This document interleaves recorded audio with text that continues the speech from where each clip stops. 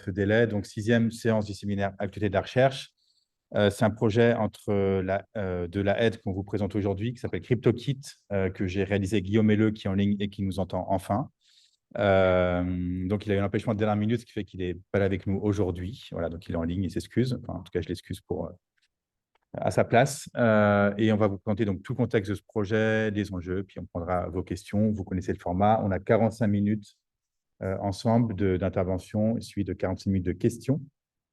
Et donc, on peut y aller. Peut-être, Guillaume, je te laisse te présenter, parce que si les personnes me connaissent. Oui, alors je suis architecte de formation et aujourd'hui chercheur associé à l'IRAD auprès d'Anthony et je collabore, on travaille Anthony et moi depuis plusieurs années aujourd'hui sur les questions de nouvelles technologies. Au début sur les questions de la blockchain et de la crypto-monnaie, ce qu'on va vous présenter aujourd'hui. Et aujourd'hui, on travaille un peu plus sur les questions d'IA, de métavers, toutes les nouvelles technologies en général. Alors, je démarre sur le contexte du projet. La question des glossaires, ça fait… Est-ce que je peux réduire ici? Voilà, parfait. Je fais mon petit Guillaume, ça prend une place à l'écran. Ça fait quelques années que je travaille sur les glossaires. Tout d'abord, cette revue qui s'appelle Back Office, qui est une revue autour des relations entre le design numérique et les pratiques graphiques. Et dans cette revue, donc c'est une revue de culture numérique, donc on a tout un tas de mots qui sont compliqués, qui ne sont pas forcément connus de nos lecteurs, qu'on essaye d'être le plus large possible. Et donc, dans cette revue, en fait, tous les termes compliqués sont soulignés et définis en fin de numéro. Donc, il y a un glossaire bilingue qui du coup s'incrémente à chaque numéro parce que la revue est également en ligne sur un site web. Et donc, on compile l'ensemble des définitions en ligne. En plus, c'est français, anglais, et ça sert même à des profs d'anglais qui donnent des cours de design pour travailler leur contenu. D'ailleurs, je vous conseille, si vous avez l'occasion un jour, de faire cet exercice, de faire un glossaire. C'est assez difficile, mais c'est aussi assez instructif, par exemple pour vos futurs mémoires de master. Voilà, ici la version en ligne. Également, dans un tout autre contexte, c'est quand j'étais encore à l'époque professeur en France, à Toulouse. Voilà, il y avait un projet de fusion de deux universités à l'échelle locale et on avait fait un lexique ironique et critique de tous les termes managériaux pour du coup mettre ça au clair. On appelait ça le bullshit-dex, donc l'index du bullshit. Projet plus récent, ici, c'est un ouvrage collectif que j'ai mené avec des collègues en France, mais pas seulement, un glossaire critique et amoureux du numérique. Donc, c'est un livre qui a été publié en 2023, en début d'année.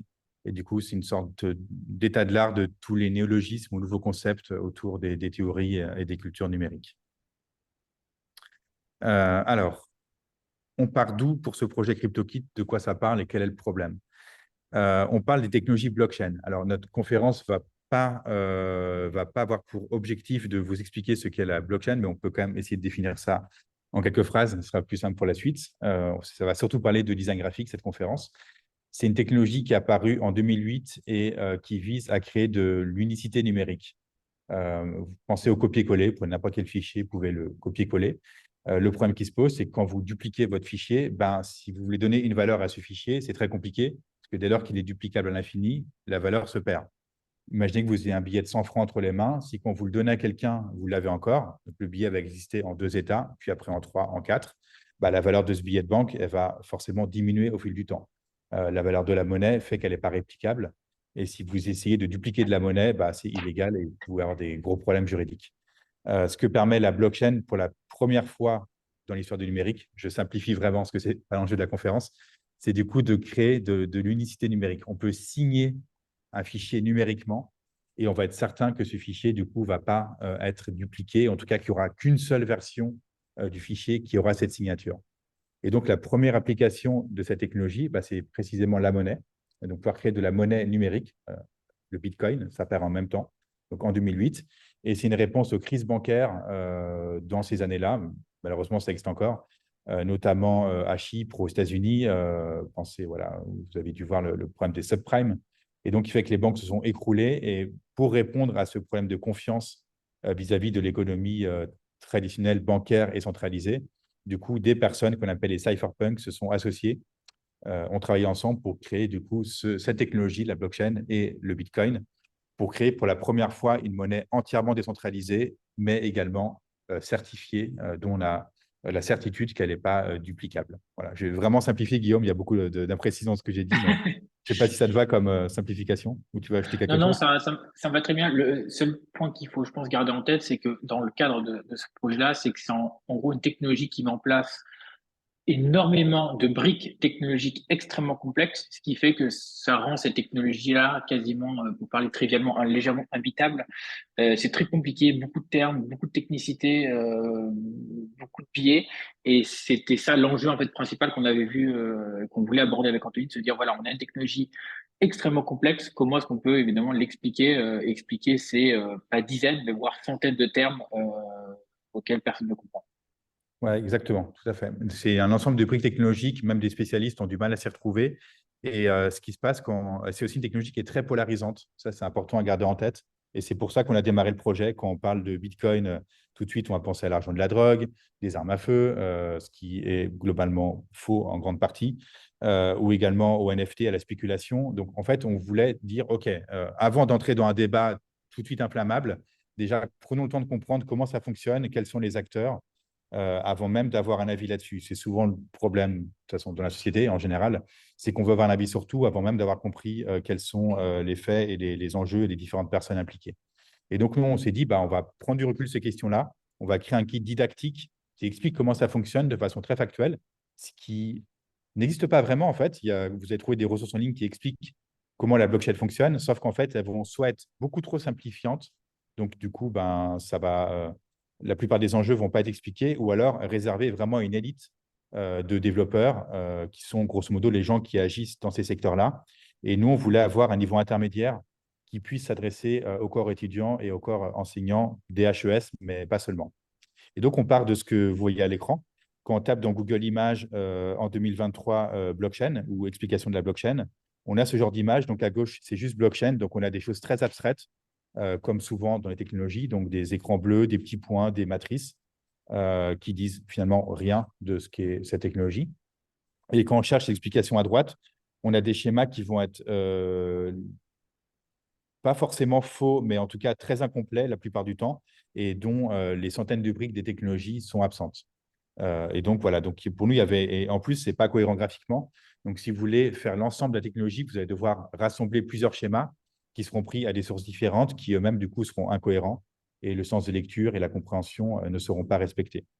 Et donc, En l'objectif fait, du ce qu'on a projet, ici dans les, ouais, pardon, vas-y, juste Guillaume. Ouais. dans ce qu'on a dans le schéma qu'on a en bas à droite, on a une explication, on va dire narrative qui est représentée là. En gros, voilà, je vais expliquer un peu à ma grand-mère la blockchain en trois phrases. Et ce qu'on a ici, c'est une illustration en trois phrases, c'est-à-dire en trois points ou en cinq points de la technologie. Mais c'est toujours une explication narrative et non pas une explication technique. Où ce qu'on voit en fait, les connexions ici entre un et 2 ne correspondent pas à un pont technologique, mais uniquement à un pont narratif. Et ça, c'est problématique parce que du coup, on n'est que dans la narration, on n'est jamais dans l'illustration technique. Alors, c'est un problème qui s'est posé avec Guillaume quand on a commencé à donner des cours ou des conférences sur ces questions-là. Ici, c'était en France en 2017. Ça remonte un petit peu. Et donc, en fait, ce qui s'est passé, c'est qu'on a dû nous-mêmes créer nos schémas à l'époque pour expliquer ces technologies. Donc ça, c'est Guillaume qui a fait ce schéma-là, c'était la Gaieté Lyrique en France. Mais on s'est rendu compte que du coup, on n'avait pas les compétences, ni le temps d'ailleurs, même si ça a quand même pris beaucoup de temps à l'époque, pour créer un kit visuel complet, plus ambitieux que ce qu'on faisait dans nos conférences. Peut-être choisir deux mots, Guillaume, sur ça. Non, c'est vrai que c'est un travail qui a pris énormément de temps. Ça demandait énormément de travail, déjà rien qu'à l'époque, pour essayer de comprendre cet ensemble-là. Et ce qui est intéressant ici, c'était que c'était le passage à la représentation graphique permet d'affiner la compréhension. Et c'est en faisant ces schémas-là que j'ai vraiment compris plus finement le fonctionnement du protocole Bitcoin. Donc, d'un point de vue du graphiste ou du designer, je pense qu'il y a des grands usages des fois à s'approprier des technologies complexes et à les schématiser ou à les représenter pour mieux les comprendre. C'est un peu ce que d'expliquer quelque chose. Et ça nous permet de viser la compréhension Voilà, on a aussi publié donc, ces schémas dans un article de recherche dans la revue Multitude. Mais pareil, là, on voyait bien la limite un peu de nos compétences. C'est que voilà, on voit qu'il y a des incohérences dans les pictogrammes, de graisses, de traits, etc., ou de proportions. Et donc, on voulait aller plus loin. Donc, si on résume les problèmes qui se posent aujourd'hui par rapport à qui se posait à l'époque par rapport à la représentation de la blockchain. Bah, tout d'abord, il n'existait pas de set graphique cohérent et complet. Il manquait toujours beaucoup de choses. Il y a beaucoup de mots qui n'avaient même pas une forme visuelle, même pas fausse, hein, juste pas de forme du tout. Ensuite, dans les mots qui existent, des problèmes de métaphore, sans rentrer dans les détails trop complexes, mais je peux vous montrer quelques exemples. Ici, mining, donc c'est une opération technique qui vise à ajouter un nouveau contenu dans la blockchain. Bah, il est représenté par une pioche. Vous vous doutez bien que personne ne va aller avec une pioche dans l'ordinateur pour insérer quoi que ce soit. C'est une métaphore littérale qui, du coup, est fausse techniquement. Également, minting, qui est un mot un peu voisin, représenté par une feuille de menthe. Donc, pareil, là, on est dans la métaphore qui induit des erreurs. Également, le cloud. Donc, ça, c'est une métaphore peut-être plus commune. Vous l'avez ici sur le cloud. Donc, un nuage, mais pareil, informatique en nuage ne renvoie à rien de concret. Quand on parle de cloud computing, c'est des ordinateurs qui sont juste pas chez vous, que vous ne contrôlez pas, mais c'est des ordinateurs, c'est évidemment pas des nuages. Et donc, en fait, toutes ces métaphores sont problématiques parce qu'elles invisibilisent la matérialité du numérique et du coup, elles induisent en erreur les personnes. Donc, ça laisse le grand public en dehors de la compréhension de ces technologies. Et c'est assez pratique pour les entreprises ou les entités qui maîtrisent ces structures ou ces protocoles qu'elles ne soient pas comprises. Donc, si on prend le cloud computing, c'est une industrie qui représente une pollution gigantesque. Et donc, de la représenter par un nuage qui est en apparence une forme innocente, ça marche assez bien du coup pour laisser de côté toutes les fermes à data qu'on trouve dans la plupart des pays. Donc ça, c'est le problème des métaphores physiques. On verra après comment on a adressé ce problème. Et puis, troisième problème, quand on cherche dans Google Images, ce sont des schémas déjà composés. Et donc, nous, on voulait au contraire proposer un kit qui puisse être approprié par les personnes qui l'utilisent. Pour, du coup, mener ce projet, on a obtenu un financement de la HESSO Genève. C'est un financement sur l'innovation numérique. Et donc, on avait 4 objectifs à la base. Objectif théorique, on voulait interroger ce qui fonde la valeur d'un bien ou d'un service numérique. Alors, on ne va pas parler de ça aujourd'hui parce que ça a été traité dans les articles de recherche. Objectif professionnel, on voulait outiller le corps étudiant et enseignant pour faire face aux défis des NFT et de la blockchain. Objectif didactique, donc c'est ce qu'on va traiter plutôt aujourd'hui. Se familiariser à ces technologies que peu de personnes comprennent, qui sont très élitistes, très, très complexes. Et puis, on avait aussi un volet sur la création. Pareil, on n'en parlera pas beaucoup aujourd'hui, mais de voir aussi comment les métiers de la création sont augmentés ou renouvelés par ces technologies. Donc, aujourd'hui, on va vraiment se centrer sur l'objectif didactique. Je vais passer là-dessus. Au niveau de l'équipe, donc Guillaume s'est déjà présenté, moi-même. Également, on a travaillé avec une graphiste, Océane Juvin, typographe, parce qu'en fait, on n'avait pas les compétences avec Guillaume pour mener à bien ce projet. Donc ça, c'est vraiment l'équipe de base. Et là-dessus, on s'est rajouté d'autres personnes, notamment pour l'identité visuelle, au-delà des pictogrammes. Donc, ces 2 graphistes, vous avez déjà vu, hein, Kevin et Elise, quand ils ont présenté le projet DaVinci's Insights, avec un développeur web, Alexandre Texier, et Chloé Michel, qui nous a aidé, du pôle numérique à la aide, qui nous a aidé pour la rédaction des textes. Je te laisse prendre le relais, Guillaume, sur la première étape. Exactement. Donc, la première étape qui était la plus compliquée, c'était, on va dire, de comprendre déjà ces terminologies-là, de comprendre ces termes. Et ce qu'on s'est rendu compte avec Anthony, c'est que déjà, il y avait un désaccord, on va dire, universel sur la définition des termes. C'est-à-dire que si on prend un terme à peu près simple comme celui de Bitcoin, est-ce que c'est une monnaie ou non? Eh bien, ça dépend des pays, par exemple. Donc, par exemple, on va dire qu'en France que non, en Équateur, on va dire que oui, au Japon que oui, et ainsi de suite. Donc, un terme aussi simple, on va dire, aussi premier que le terme de Bitcoin, déjà, ne fait pas consensus. Et on s'est rendu compte que c'était un peu le cas pour l'intégralité des termes, où à chaque fois, bon, le terme de token, comment on le définit? Eh bien, pareil, il y a autant de définitions que de pages web. Et ça, on va dire que c'était le premier travail de trier les mots par couche sémantique, de les délier, d'essayer de trouver quelle définition pouvait faire consensus. Et ça, c'était un travail assez fastidieux, je dois dire, qu'on a fait, Anthony et moi, dans ce premier cas. Et c'est ce qu'on voit ici à droite. On a essayé du coup de prendre les termes. Alors, on ne les a pas tous pris. On a dû prendre, je pense, 40% de tout le terme existant sur la crypto. Il y en a vraiment, vraiment beaucoup, parfois très techniques. Et après, on a essayé de les regrouper, de les shorter par groupe, ce qui est propre à Bitcoin, ce qui est propre à Ethereum, ce qui est propre à l'utilisateur, aux personnalités, au hardware, et on a essayé comme ça de les cartographier dans cette plateforme Miro auquel on avait travaillé avec Océane, qui était à distance durant la durée du projet. Ouais, cette slide, elle est importante. Ce qu'on voit à gauche, en fait, c'est l'existence, c'est-à-dire des lexiques. Et vous commencez par airdrop. Alors, c'est juste affect, parce que pour comprendre airdrop, c'est un mot, nous, qu'on a placé dans la carte quasiment tout en bas. Ce qu'il faut déjà beaucoup, beaucoup, beaucoup de termes pour comprendre ce que veut dire airdrop. Parce qu'en fait, c'est la lettre A. Et nous, ce qu'on s'est dit, c'est que l'ordre alphabétique, bah, il ne marchait pas au niveau didactique. Et donc, il fallait qu'on ait un ordre de lecture qui ne soit pas alphabétique, mais sémantique. Et donc, c'est ce passage-là qu'on a fait avec ce board Miro. Et aujourd'hui, bah, enfin, en tout cas, qu'on a fait le projet, il n'existait pas de carte qui donne du coup l'ensemble du paysage et qui connecte les termes entre eux. Parce qu'un autre problème de l'alphabétique, c'est que le mot airdrop, il n'est pas connecté à d'autres mots. Enfin, on pourrait, quand on lit la définition, évidemment, il y a d'autres mots qui apparaissent dans la définition. Déjà, ils ne sont pas cliquables. Et puis, ben, ça ne suffit pas. Ça ne marche pas pour comprendre, en fait, ce glossaire. Et c'est vrai que c'est cette idée-là quand on parlait de cartographie narrative, et c'est ça qu'on voulait attribuer dans un glossaire. En fait, on est vraiment dans un tri alphabétique de manière très bête et méchante.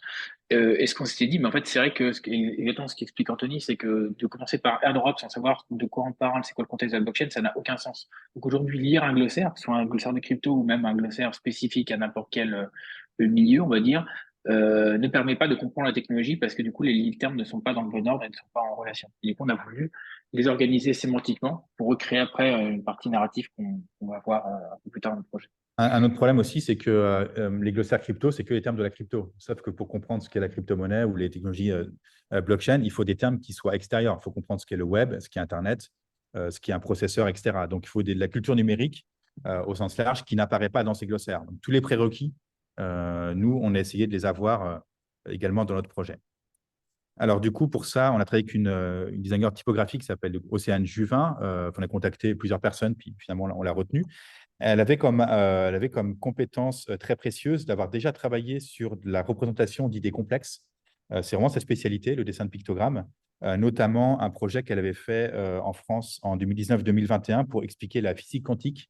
Donc, elle avait créé un set de pictogrammes et d'animations pour expliquer ces technologies en travaillant à l'époque un physicien. Donc, on s'est dit, bah, voilà, un designer typographique qui est capable d'expliquer la physique quantique, c'est quand même un sujet très complexe. Peut-être qu'on peut lui faire confiance pour la blockchain, parce qu'à la base, elle ne vient pas du tout, évidemment, de la physique. C'est quelqu'un, du coup, qui du coup, prend le temps de comprendre ces technologies. Voilà, donc après, ça s'était matérialisé dans des livres, dans des conférences, elle a créé tout un système visuel autour de ça.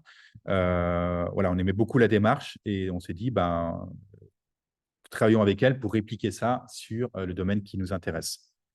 Alors, là, on vous montre directement le résultat. Donc, elle a créé pour nous un set typographique composé d'environ 200 pictogrammes et de connecteurs logiques. On va rentrer après dans le détail de comment on en est arrivé à ça.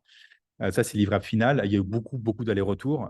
Déjà, comme l'a dit Guillaume, de savoir déjà quels mots on veut représenter. Ça, c'est déjà un travail juste gigantesque. Il y a des mots qui ont été supprimés, d'autres fusionnés, d'autres qui ont disparu, d'autres qui ont été ajoutés. Donc ça, c'est un travail dans le board Miro où on a fait ce travail de tri. Et puis également les connecteurs. Donc comment après, on va pouvoir relier tous ces termes. Ici, on vous le montre en positif. On s'est posé la question, mais qu'on a assez vite réglé au final, de savoir quelle police texte il fallait associer à ces pictogrammes. On lui a donné comme contrainte de travailler avec la police IBM Plex, qui est une police libre de droit créée par IBM, que vous avez dans Google, c'est Google Font également. Pourquoi ce choix-là? C'est déjà la police qu'on utilisait avec Guillaume dans nos conférences, donc ça évitait de tout refaire. Et puis le dessin nous convenait, c'est également une police qui a 3 variantes, qui est en sans sérif, en monochasse pour le code et également en police sérif, donc qui est assez polyvalente. C'est également une police qui existe dans plusieurs systèmes plusieurs systèmes de script, donc qui existe en vietnamien, en cyrillique également, et un jour proche, on l'espère, existera en chinois. En tout cas, c'est prévu par IBM. Elle existe également en hébreu, donc c'était assez facile pour nous de prendre ça comme point de départ pour se dire si plus tard le kit est traduit dans d'autres langages non latins, comme on dit, en fait, la police est déjà prête. Donc ça, c'est aussi une contrainte, en tout cas un point important à garder en tête pour vous si vous lancez dans ce genre de projet, de regarder au-delà de l'alphabet latin. Et quand vous prenez Sachant que tu es obligé de Pardon. On voulait vraiment, dans tous les cas, avoir forcément une police open source. Ça, c'était vraiment obligé pour le projet. Oui, Mais on s'était posé la question entre la Noto et la Plex. Et alors, je serais plus capable de généraliser. Je sais pas si c'était uniquement graphique. Je pense que c'est vraiment arrêté sur la Plex par rapport à l'état d'esprit des designers et même l'approche qu'ils ont et le dessin en général. Et c'est vrai que la Noto était vraiment trop, peut-être un peu trop Google, un peu trop passé graphique pour travailler dessus. Mais la Noto, pour le coup, était plus ouverte, en fait, plus de possibilités. Mais ne oui, police permettait pas, libre de peut-être pas droit. de forquer. C'est important Oui. à garder en tête. Peut-être, je ne sais pas si vous avez entendu parler d'un alumni, enfin maintenant il est en master espace et communication, mais alumni du bachelor communication visuelle, il s'appelle Tristan, je ne sais plus son nom de famille, il ne me revient pas à l'esprit en tête, qui avait travaillé sur l'écriture inclusive. Et donc, il avait détourné une police de caractère pour acheter des glyphes inclusifs. Le projet était très réussi graphiquement. Le problème, c'est qu'il avait utilisé une police de caractère propriétaire de Optimo. Je ne sais plus quelle police exactement. Et en fait, bah, ça pose un problème, c'est que son projet, il ne peut juste pas du tout le mettre en ligne, en tout cas pas la source de la police, parce que du coup, il faudrait l'accord de la fonderie, etc. Et c'est extrêmement compliqué. Donc, si vous vous lancez dans des détournements ou des abus de police, prenez vraiment une police libre de droit. Autrement, votre projet ben, va être très, très limité dans son impact. Ici, donc, on voit un exemple d'usage de la police. Donc, on a l'usage texte à gauche en légende. Donc, on a du texte composé en plex avec les pictogrammes qui s'insèrent dedans. Et à droite, un usage en schéma, donc sans texte avec les connecteurs. Pour le dessin de la police, Océane, c'est basé sur les proportions, les formes et la hauteur d'X. C'est la hauteur de la lettre X, pardon, pour le jargon typographique. Mais c'est un des repères de base qu'on crée une police de caractère pour du coup composer les pictogrammes. Et du coup, ce qui s'est posé comme problème, c'est que nous, on avait deux usages. Donc, l'usage schéma, l'usage texte, on avait beaucoup de discussions là-dessus. Parce qu'en fait, les alignements ne sont pas les mêmes. Quand vous créez une police de caractère, c'est des boîtes dans des boîtes dans des boîtes invisibles. Et quand vous créez ici des schémas, en fait, les choses ne s'alignent pas exactement au niveau des flèches. C'est assez complexe à vous expliquer, mais parce qu'en fait, il y a des espaces invisibles qui font qu'il y a des petits décalages qui vont se poser. Et il n'y a aucune façon de réunir les deux, en fait, dans un même fichier, parce qu'en fait, ce n'est pas les mêmes usages. Donc, ce qui s'est passé au final, c'est qu'on a créé deux fichiers. Un fichier pour les pictogrammes sans texte et un autre fichier pour les pictogrammes qui sont destinés à fonctionner avec du texte. Alors, une des alternatives qu'on aurait pu imaginer, c'était de passer sur des contraintes chinoises, parce que les Chines sont sur des blocs carrés, et c'était la seule typo, il me semble, qui permet ce genre de choses. Mais en termes de composition de texte, ça aurait été vraiment compliqué. Et à chaque fois, c'est toujours cette question de débat entre usage et rigueur. Et c'est vrai que ça, c'était le sujet. Je crois que je sais pas combien de débats on a pu avoir sur cette limitation entre, voilà, est-ce qu'on est d'abord sur du texte, d'abord sur du schéma, est-ce qu'on essaie de réunir les deux? Enfin, c'était très, très Oui, compliqué, cette chose de réunir. effectivement, ça aurait pu marcher si on était sur des compositions carrées pour les pictogrammes. Le problème, c'est que du coup, ça contraint beaucoup le dessin. C'est-à-dire que tous vos pictogrammes doivent tenir dans des carrés, ou en tout cas occuper à peu près la surface d'un carré, ce qui fait que du coup, bah, on va avoir du mal à les différencier vu qu'ils auront à peu près tous les mêmes proportions. Donc, on a dû carter cette piste. Donc ici, voilà, ça, c'est des métriques typographiques sur lesquelles Océane s'est basé pour composer les pictogrammes. Ici, on retrouve du coup des rappels de forme, notamment sur les arrondis ou les angles. Suivant les usages, on a des angles carrés ou des angles arrondis. IBM avait déjà des pictogrammes pour sa police. Vous les voyez à gauche. Et par contre, nous, on a fait un dessin qui est plus complexe, moins abstrait, qui sort aussi de ce qu'on voit habituellement en termes de pictogrammes pour aller dans davantage de précision et moins de métaphores. D'ailleurs, les pictogrammes IBM, pour info, sont juste à usage interne et ne sont pas distribués en ligne. Alors, Guillaume, on a déjà parlé, mais tu peux revenir dessus sur le workflow dans le Oui, bureau. alors je pense que c'est un peu une anecdote, mais je pense que c'est assez intéressant pour voir dans les sortes de processus de travail. C'est que Océane Juvin, qui nous a accompagnés pendant pratiquement 1 an et demi, si je me trompe pas, Anthony, pour ce projet-là, on s'est rencontrés pour la première fois quand on a présenté le projet pour la toute première fois à Tipeee l'année dernière. Donc en fait, Océane et moi-même, nous n'étions jamais rencontrés physiquement avant la fin du projet. Donc du coup, on a dû collaborer en ligne pendant près d'1 an et demi avec des outils collaboratifs, donc que ce soit Google Docs, les solutions de Drive Google, ou principalement Miro, qu'on voit ici à gauche, où on a fait ce travail d'aller-retour et de règles où d'un côté, j'avais commencé à dessiner l'arborescence, l'arbre, avec les termes, et je mettais des anciens pictos que je pouvais trouver en ligne. Océane les remplaçait avec des propositions et avec ce système de gommettes, on va dire, entre vert, orange ou rouge. Je lui disais si le pictogramme était confirmé, rouge non, ou si orange, il y avait des modifications.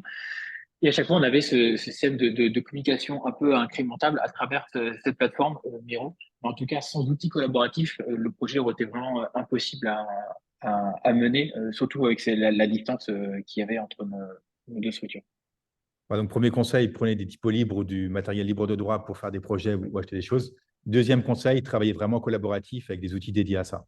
Très, très important. Et donc, en Même fait, si vous êtes tout seul.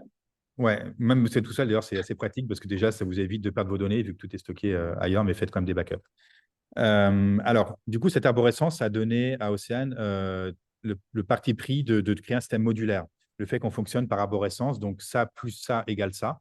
En fait, elle a tout simplement repris ce système pour créer les pictogrammes par addition ou soustraction. Donc, ça peut être sur un axe horizontal ou vertical selon les cas. Donc là, on voit un exemple. Donc, le 3W, c'est le web. Et en dessous, donc, il y a une seconde forme qui se rajoute qui va qualifier le Web 1, le Web 2 ou le Web 3. Je ne vais pas rentrer dans les détails de ce qu'est le Web 1, le Web 2, le Web 3 aujourd'hui. Mais du coup, là, ça fonctionne comme ça. Ou à l'image ici, vous voyez en bas une personne avec du coup une barre verticale et quelque chose à droite. Donc, avatar plus Web 3, Web décentralisé égale Cypherpunk. Donc, on a fonctionné comme ça par addition, ce qui a été beaucoup plus simple pour tout le monde. Pour moi et Guillaume, c'était plus simple parce qu'il suffisait qu'on valide des modules et après, le reste en découlait de façon mécanique. Et pour Océane, c'était plus simple parce qu'elle n'avait pas à dessiner 200 pictogrammes différents. Elle a travaillé vraiment un kit visuel, un système visuel avec des modules qu'elle pouvait réutiliser d'un pictogramme à l'autre. Et ça, c'est un problème qu'on voit souvent en ligne dans les systèmes qui expliquent la blockchain visuellement, c'est qu'en fait, il n'y a pas de cohérence. Vous allez trouver des signes très différents, et alors que notre système fonctionne, je pense, beaucoup mieux, vu qu'une fois qu'on a compris un module, on le retrouve après ailleurs et il n'y a pas tout à réapprendre à chaque fois. Voilà, ici, peut-être c'est plus clair. Du coup, vous avez le détail de la composition. Donc, Punk plus système centralisé égale Cypherpunk. Système centralisé plus World Wide Web égale Web décentralisé. Ici, voilà, donc ça, c'est aussi des choses qu'elle a dû mettre en place pour s'y retrouver dans le système de conception visuelle, d'essayer d'avoir plusieurs types de mots et après, avec à chaque fois des systèmes de formes différentes. Donc, par exemple, en bas à gauche, tous les actifs numériques ont un contour circulaire. Et après, ce qui est matériel informatique a des coins arrondis et les Ils concepts sont ont plutôt des rectangulaires. bords carrés. Ouais, c'est ça, plutôt Ouais. Ouais. rectangulaire. Et puis les relations, c'est des flèches. Donc, du coup, tout ce système-là, on a dû le travailler avec elle au fur et à mesure. Ça paraît simple maintenant que c'est montré comme ça, mais c'était un travail assez considérable. Voilà, Ouais. ici, on voit mieux les formes. Donc, pareil, ça, c'était très important. Ça ne se perçoit pas immédiatement, mais ça aide beaucoup à comprendre d'avoir ce système de formes récurrentes. Alors, notamment, si on fait un zoom sur les actifs numériques, peut-être Guillaume, je te laisse expliquer cette planche. Oui, alors pareil, alors ça c'était quand on parlait de définition de termes, on a voulu rentrer de manière un peu plus granulaire aussi dans celle des actifs et de se dire voilà, entre token, jeton, crypto, quelle distinction on fait. Et d'ailleurs, ça a été aussi pas un débat, mais c'était des modifications même de toute dernière minute où il me semble qu'on a dû inverser le pictogramme de stablecoin, donc crypto-monnaie stable, avec celui de crypto-actif. Et en fait, voilà, c'était ces questions de logique, comment représenter des choses qui aujourd'hui n'ont pas de représentation. CBDC n'a pas de représentation. Stablecoin n'a pas de représentation aujourd'hui non plus. Et donc, du coup, de se dire qu'avec l'apparition de la blockchain et cette fait où la taxonomie de la monnaie a complètement évolué et c'est complètement ouverte, comment est-ce qu'on aurait pu représenter tout ce champ-là avec, là, on est à pratiquement 6 différentes définitions et propositions variées. Alors, si on prend l'exemple de l'euro, aujourd'hui, on dit un euro, tout le monde croit savoir ce que c'est un euro. En fait, c'est beaucoup plus complexe que ce qu'on peut penser. Vous avez l'euro qui est émis par les banques centrales européennes, la Banque centrale européenne. Donc, l'euro qui lui-même est assez compliqué parce que déjà, il existe sous forme physique. Vous avez les billets, les pièces de monnaie, mais en fait, c'est moins de 10% de vos euros qui existent sous forme physique. On ne parle même pas de la blockchain, hein. Donc, 90% des euros vont être uniquement des inscriptions dans des registres, dans des bases de données. Donc, de dire que le Bitcoin est la première numérique, c'est déjà complètement faux, parce que l'euro est pour 90% déjà numérique. Ça se complique parce que cet euro va être tokenisé dans la blockchain sous les formes de stablecoin. Donc, c'est une sorte de représentation numérique d'un euro. Et puis, ce qui se passe depuis peu de temps, c'est que les banques centrales, voyant la concurrence de la blockchain s'opérer, ont elles-mêmes émis leur propre monnaie numérique, mais qui sont cette fois centralisées, ce qu'on appelle les CBDC. Donc ça, c'est quelque chose dont on ne parle pas assez, mais ça a des implications considérables. Donc, notamment, le premier pays qui a fait ça, c'est la Chine. C'est les yuan numériques. On va dire, mais à quoi ça sert? C'est quoi la différence par rapport à un autre yuan? C'est qu'en fait, il est programmable. Et donc, une application très concrète. En Chine, vous avez dans certaines régions des scores de citoyenneté, vous avez entendu parler. Donc, les citoyens sont notés sur une échelle. Et donc, on pourrait très bien, du coup, restreindre la possession de la monnaie numérique yuan automatiquement en fonction du score. Donc, c'est un système de surveillance et de flicage que le gouvernement chinois a mis en place. On pourrait très bien bloquer une partie ou la totalité de la monnaie numérique d'une personne en fonction de telle action. Ce qui peut se passer à l'échelle européenne, on pourrait très bien dire, voilà, c'est des polémiques qu'on voit souvent en France, de dire est-ce que c'est bien de donner des allocations chômage pour que les gens achètent avec des… Enfin, on pense que les gens achètent avec des télévisions ou des consoles de jeux. Ça, c'est un argument qui revient souvent dans les gouvernements de droite. Et avec l'euro numérique, on pourrait très bien dire, on vous donne des euros, mais ces euros, vous pourrez les dépenser que dans certains contextes, que pour acheter, par exemple, de la nourriture ou des fournitures pour vos enfants. Alors, ça sera un débat assez large de savoir est-ce que c'est souhaitable ou pas. Ça, c'est autre chose, mais je pense que c'est absolument pas souhaitable. Mais en tout cas, du coup, le gouvernement, techniquement, pourra faire ça, ce qui est aujourd'hui impossible. Avec les euros traditionnels, le gouvernement ne peut pas vous interdire d'acheter telle ou telle chose, et d'autant plus avec du cash, qui est en plus aujourd'hui la seule façon d'avoir des transactions anonymes, c'est le cash, c'est absolument pas le Bitcoin. Et donc, avec ces monnaies numériques programmables, du coup, ça ouvre la porte à tout un tas de possibilités de flicage, de surveillance et de limitation de la citoyenneté. Et Et ce qu'on aujourd'hui, voit donc ici, c'est voilà. qu'on pourrait même augmenter Alors, on aurait l'impression qu'on a déjà tout montré, mais il manquerait par exemple les monnaies locales, les monnaies fiduciaires, les monnaies scripturales. Mm. En fait, on pourrait vraiment étendre cette question à faire un set complet uniquement sur la question des monnaies. Et on verrait à quel point en fait les monnaies sont vraiment extrêmement variées dans leur composition. Et le fait que du coup, le CBDC, vous voyez que les enjeux sont assez majeurs pour l'ensemble des citoyens de l'Union européenne. La Suisse, mis à part, la Suisse, à ma connaissance, n'a pas de projet de ce type.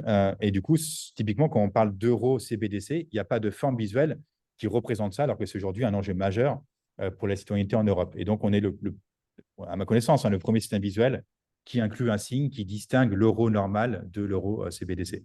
Pardon pour cette digression, mais c'est important pour vous de voir que derrière ces petits pictogrammes, il y a en fait des enjeux assez énormes pour en fait l'ensemble des personnes, enfin n'importe quelle En fait, personne de la monnaie. la représentation est tout aussi importante que de pouvoir bien nommer les choses. D'ailleurs, je ne sais plus si c'est, tu pourras me contredire, Anthony, je crois que c'est Paul Voltaire qui disait que mal nommer, c'est déjà le premier mal de l'humanité.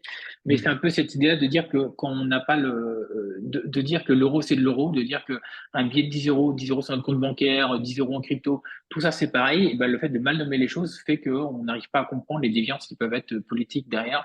Donc, du coup, l'enjeu, c'est déjà de un, de bien nommer les choses, de leur donner un nom spécifique et de dire que ça n'équivaut pas à ça.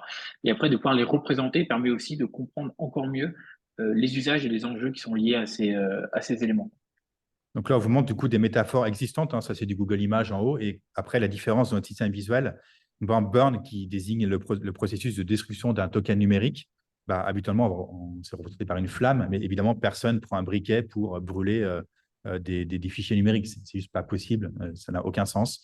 La petite feuille de menthe pour le mint, la pioche pour les mineurs. Oracle, alors là c'est encore plus absurde, c'est qu'un oracle c'est un système de connexion entre des données dans le web et dans la blockchain. Et en fait, aujourd'hui, c'est représenté par le logo de l'entreprise Oracle, qui est une entreprise qui fait des bases de données, donc absolument rien à voir avec ça, mais le fait qu'elle soit bien référencée dans Google Images fait que le pictogramme de l'entreprise est repris dans la blockchain pour désigner quelque chose qui est très, très différent. Le cloud, pareil, les nuages, nous, on a représenté du coup des processeurs qui, du coup, sont connectés entre eux. Et donc, ça va, on Ils n'a sont pas voulu exportés, créer de voilà. nuages, voilà, qui sont exportés. Alors, un gros travail graphique a été fait par Océane sur les avatars. Ça, c'est une question qu'on s'est posée. C'est comme ça, d'ailleurs, qu'on a trouvé un peu le feeling visuel du kit, à savoir est-ce qu'il faut les genrer ou pas. C'est une question qu'on s'est posée. Et finalement, ça ne correspond pas vraiment à l'univers de la crypto, qui est plutôt sur de l'anonymat, de l'avatar, etc. Donc, on a fait elle a décidé de créer des personnages plutôt ambigus en termes de genre et d'identité, qui sont presque androgynes. On a juste distingué le cas des investisseurs, qui sont souvent des hommes. Donc là, on a gardé quelque chose de plus genré, volontairement. Mais le reste est plutôt fluide. Et donc, voilà, il y a aussi des petites particularités. On est assez content du pictogramme de Satoshi Nakamoto, qui est en fait l'inventeur de la blockchain ou du Bitcoin. Mais en fait, c'est une personne qui est anonyme ou un groupe de personnes, on ne sait pas qui c'est. 15 ans après, personne n'a réussi à aller dénicher l'identité de cette personne-là. Et donc, voilà, l'anonymat est très fort dans l'univers de la crypto, ou le pseudonymat. Et donc, c'est quelque chose qu'on a voulu conserver dans les avatars.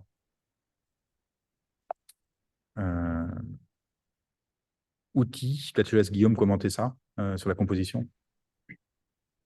Alors sur la composition, pareil, grand débat, mais en plus c'était un débat entre moi qui avait une approche, on va dire, beaucoup plus extrêmement rigide en étant architecte, donc pour moi il fallait tout rentrer absolument dans des carrés, et c'était vraiment une galère, et puis Océane qui elle forcément était typographe, et quand on est typographe on sait qu'en fait il n'y a jamais de règles, tout est des approches un peu optiques, des décalages optiques, et on n'a jamais réussi à se mettre d'accord, en fait, ce qui a mené lieu à ce qui est deux typos.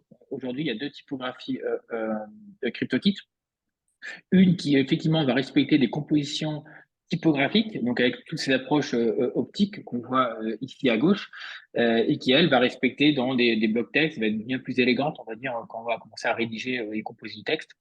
Et à droite, on va être la CryptoKit grille qui, elle, va servir de composer des schémas uniquement avec des blocs texte où, quand on déplace un bloc texte et qu'on centre le pictogramme en vertical et en horizontal dans ce bloc texte-là, le pictogramme sera parfaitement au centre du bloc qui, à mon sens, était primordial pour pouvoir composer facilement les ensembles de schémas.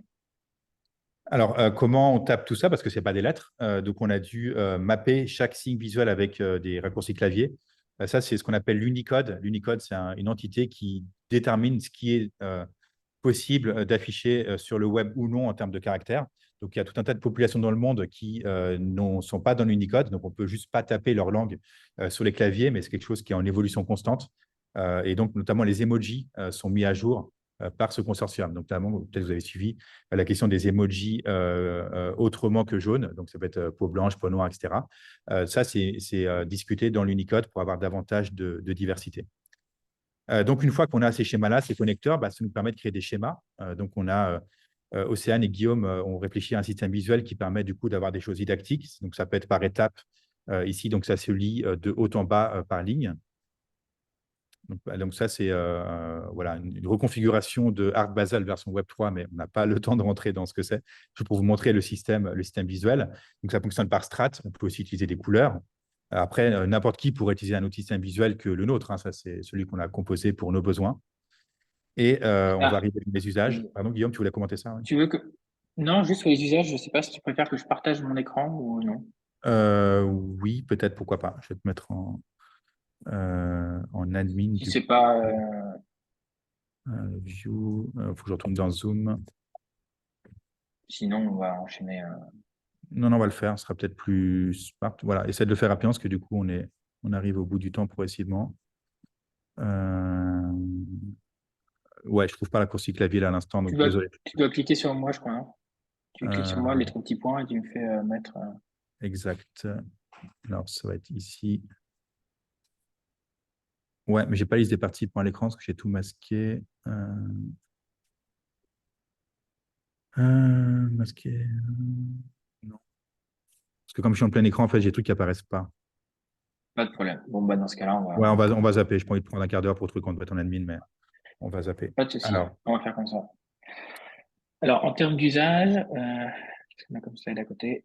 le Oui, poster. alors le premier usage, ça a été évidemment le poster. Donc, on avait cette carte, cette grande carte sémantique. Et à l'origine du projet, on s'était dit, voilà, on va faire un sorte de grand mur qui va être une explication complète de toute la blockchain en utilisant tous les pictogrammes qu'on avait dessinés. Ce grand schéma-là, on ne l'a pas fait parce qu'en fait, ça nous semblait très compliqué à mettre en place et que ça ne jouait plus par rapport au projet. Mais ce qu'on s'est dit, c'est que l'arborescence de travail, par contre, c'est elle qu'on allait pouvoir illustrer dans ce grand schéma-là. Ce qu'on voit ici, c'est que la manière dont on a construit cette cartographie-là, ou on a construit le poster, se lit de bas en haut. C'est-à-dire que de haut en bas, je veux dire. C'est-à-dire que si on prend un terme comme blockchain, pour comprendre ce terme-là, ce terme de blockchain, il faut en amont comprendre trois autres notions qui sont celles de distributed system, ledger et protocole. Pour comprendre ce que c'est qu'un distributed system, il faut comprendre ce que c'est qu'un système d'interrelation. Et pour comprendre ce que c'est qu'un système d'interrelation, il faut comprendre ce qui est Internet. Et ainsi de suite. Et à chaque fois, on va remonter comme ça dans la carte, ce qui fait qu'à la fin, on va se retrouver avec les termes les plus génériques, Internet, utilisateur, monnaie, banque, enfin, des systèmes très globaux. Et à partir de ça, on va pouvoir être capable de descendre progressivement jusqu'à arriver en bas de la carte et en bas du poster, où on aura les termes les plus complexes, ou du moins les termes qui nécessitent le plus de compréhension de termes en amont. Donc ce schéma-là, ce poster-là, on l'a fait réaliser par Eligé et Kevin Dono, que vous avez également rencontré. Il y a eu pas mal de débats aussi également si on le faisait en fond vert, fond noir. Donc aujourd'hui, on avait choisi cette formulation un peu plus forte, on va dire graphiquement. D'ailleurs, le poster n'est pas encore en vente, mais normalement, c'est théoriquement en vente euh, au, au shop de l'aide. On l'a fait en format F4. Et sur ce schéma-là, on a aujourd'hui une centaine, entre 100 et 150 pictogrammes représentés. Et tous les liens, donc tous ces petits fils de liens qu'on voit, ont été réfléchis à la main. Donc ça a été très, très compliqué de construire. Mais tout ce qu'on voit n'est absolument pas juste illustratif, mais c'est bien la connexion de chacun des termes. Vous pouvez prendre n'importe quel pictogramme sur ce poster-là et voir qu'est-ce qu'il faut comprendre pour remonter dessus. Donc Donc on ça, c'était voulait un en fait premier travail. actualiser. Ouais. Ouais, on voulait actualiser en fait Vas-y. les posters qu'on avait dans les salles de cours, hein. Peut-être vous avez vu ça quand vous étiez dans des tranches d'âge inférieures. Du coup, ces posters en salle de cours et qui puissent être distribués et affichés et servir de matériel. Alors, le livret, je te laisse, Euh, Guillaume. Ouais. Ouais, le deuxième travail, c'était bon, ce question de livret. Donc, on avait déjà un travail de glossaire qu'on a transformé en schéma lexical. Et une fois qu'on avait ce grand schéma lexical donc, qui montrait technologiquement les relations entre différents termes, donc c'était des relations technologiques, on s'est dit maintenant, ils vont faire des relations narratives et de se dire, voilà, on sait qu'est-ce qu'il faut comprendre technologiquement pour comprendre quel terme, mais là, on va dire, mais comment est-ce qu'on peut le raconter d'un point de vue narratifs, et pour ça, on les a réorganisés à travers un texte, un livret donc d'une trentaine de pages. On a écrit une sorte d'histoire de la blockchain, et en gros, c'est juste une petite histoire qui vous raconte tous ces termes-là à travers leur explication contextuelle. Donc, on voit ici l'intégralité du livret, avec en fin de livret le glyph complet des pictogrammes. Alors, comme on était dans une approche effectivement open source, on s'est dit le livret, on ne va pas le faire éditer. Donc, le livret n'est pas édité. On n'a pas d'exemplaire, Anthony, moi-même, de ce livret-là. On l'a fait en web to print, c'est-à-dire que n'importe qui peut aller en ligne, débourser 4 francs, il me semble, pour recevoir un des exemplaires du livret. Donc on a fini le livret, nous, on a dû payer nous-mêmes pour avoir notre propre livret, ce qui était un peu surprenant de ma part. Et l'usage principal, on va dire, du CryptoKit, c'est évidemment les schémas. Donc les schémas pour les cours. Donc c'était pour mes cours aujourd'hui. Donc on pourra parler de Proof of Work un petit peu après. Et donc, du coup, là, on a pu réactualiser les schémas qu'on avait menés avec Anthony en 2017 à la Gaieté Lyrique et à Sciences Po. Et cette fois-ci, utiliser définitivement le CryptoKit dans cet usage académique et donc, du coup, d'explication de la blockchain. Donc, ça, moi, c'est vraiment des usages que je m'en sers quasiment pas quotidiennement, mais en tout cas, que je me sers une fois sur deux pour les cours que je donne ici à l'AID. Voilà. Et là, on Mais est donc, revenu il y du a narratif Cyrus, au fonctionnel. pardon, il y a Cyrus qui nous montre le poster dans la salle, parce que tu ne le vois pas en caméra, mais voilà, à Ah, l'échelle 1. si, je vois, je vois. Il est à ta droite. Parfait. Donc voilà, on voit ici d'autres petits schémas. Ces schémas-là, on les a postés publiquement, donc sur Instagram. Pour ça, on les a repackagés. Donc on les a packagés en 3 formats différents. Premièrement, c'est le pictogramme simple avec son terme, donc Ethereum. On voit ici sur le deuxième écran, donc Ethereum et le terme. Après, on les a composés dans des petites phrases qui expliquent. Donc là, c'est comme si on avait fait un extrait, on va dire, de la carte cartographique. Donc, a blockchain that runs distributed system is called a public blockchain. Donc là, on a voilà 3 pictogrammes en relation. Et après, on a aussi une petite image de cartographie où on voit les 3 pictogrammes qui sont reliés. Donc, en fait, c'est comme si on avait fait des sortes d'extraits du poster qu'on avait montré sous forme de phrases simples et après de petites relations cartographiques. C'est ce qu'on voit ici à chaque fois. Donc, un pictogramme, un petit extrait de carte et la phrase qui permet d'expliquer l'ensemble. Alors, on n'a pas fini ce travail-là, on a fait à peu près la moitié. Un des très gros travaux, ça a été le site cryptokit.ch. Je rush le truc, Anthony, je ne sais pas si je suis bon au niveau temps ou s'il faut Ouais, que… ouais, il faut accélérer, ouais. Ok, pas de problème. Donc, cryptokit.ch, on vous laissera découvrir le site par lui-même. C'était un gros challenge technologique à mettre en place. Anthony pourra peut-être vous le montrer en live.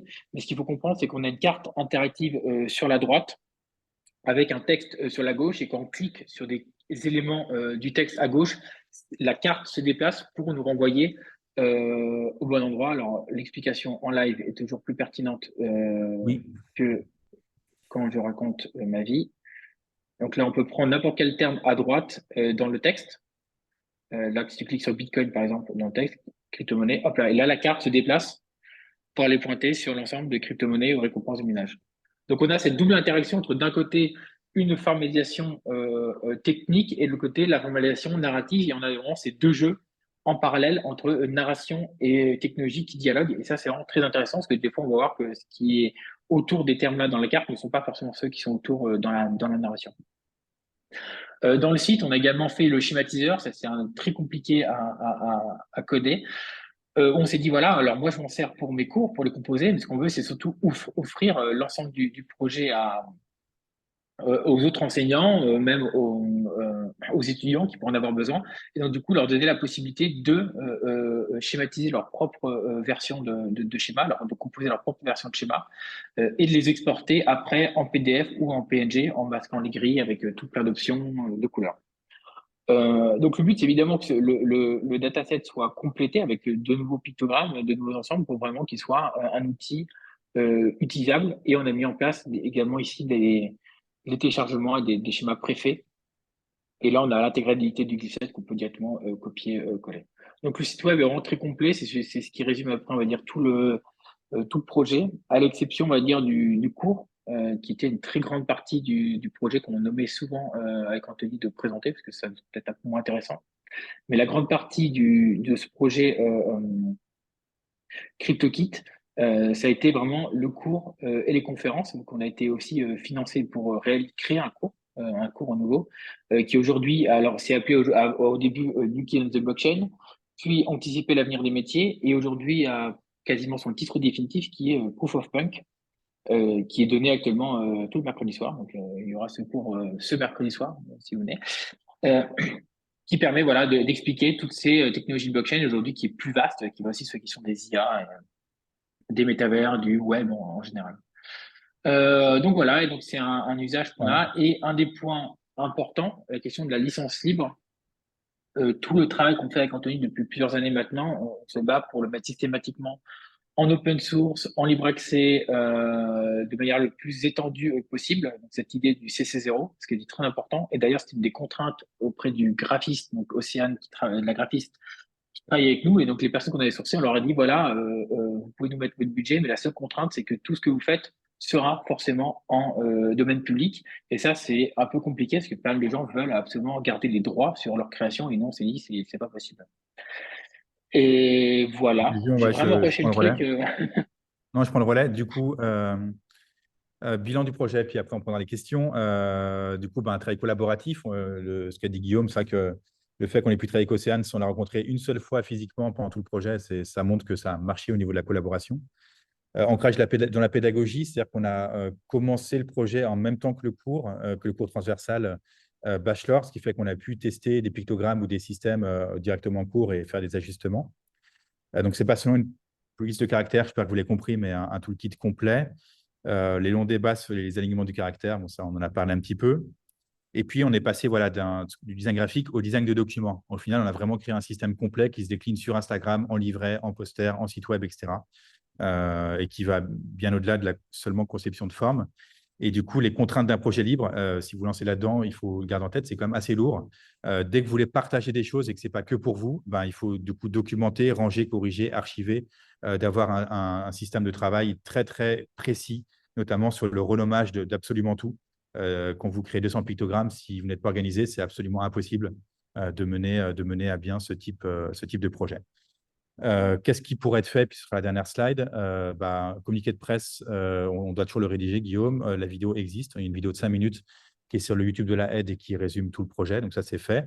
Une fois qu'on aura fini de communiquer, on va diffuser le kit. Pour l'instant, on n'a pas communiqué dessus encore auprès d'écoles, d'entreprises et également de médias. On va suivre les usages du kit, notamment, je peux vous montrer un usage détourné du site web créé par un auteur de science-fiction. Alors, pourquoi le lien? Je vais le retaper. Sundus.fr, donc c'est un auteur de science-fiction en France qui a repris le code source du site pour en faire du coup un autre usage pour une prise de caractère liée à un de ses romans de science-fiction avec un autre alphabet extraterrestre. Donc, on retrouve le CryptoKit, mais sous une version simplifiée, sauf qu'évidemment, c'est un tout autre projet. Donc, ça, c'est rendu possible parce qu'on a mis les sources en ligne et que c'est sous licence libre. Sinon, ça aurait été impossible. On a des partenaires qui pourraient le traduire en hébreu et en chinois, donc d'où l'intérêt d'avoir une police libre qui couvre ces caractères. Également, on aimerait, dans les mois à venir, répliquer la méthode sur les intelligences artificielles, d'avoir un kit didactique sur les IA qui pourrait, on l'espère, fonctionner avec ce qu'on a déjà fait. Et puis, également, ça intéresse beaucoup l'Université de Genève et la fac de droit, ces questions d'explicabilité. Comprenez les questions de droit, c'est extrêmement compliqué de savoir comment fonctionne Spotify pour la rémunération, ou si vous avez un procès, ou encore comment fonctionne la Genève internationale, toutes les ONG. Et donc, le système visuel qu'on a mis en place ou la méthodologie pourrait être dupliqué sur d'autres contextes. Et voilà, désolé pour le petit retard lié au bug technique, et on se réjouit d'avoir vos questions sur ce projet. Merci.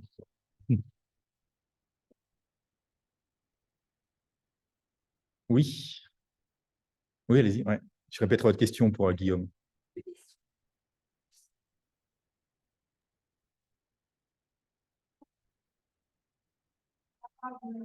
Ouais.